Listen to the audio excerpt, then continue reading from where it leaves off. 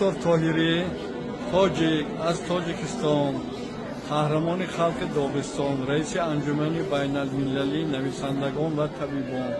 این اولین انجمن که در دنیا هست. برنامه ما صلح در تمام دنیا، سالم درازعمری، حفظ طبیعت و دوستی بین خلقها.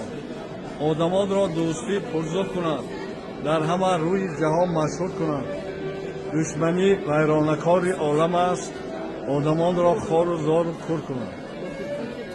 من اینجا کتاب شما دیدم، راهنمای اینجا خیلی خوب هست.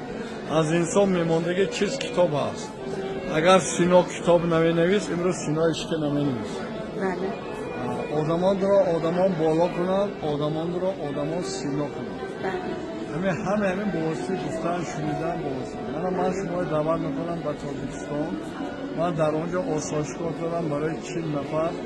خیلی جای قشنگ بود، هوای تازه. میتونید بیاید استراحت کنید. بله.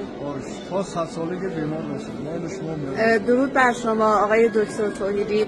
من دوستان تاجیکی زیادی دارم که در شیراز هستن و با جان و دل مردم تاجیک مهمان نواز، مهربان هستند و ممنون از شما که تشریف آوردین و کتاب من رو خواهش میکنم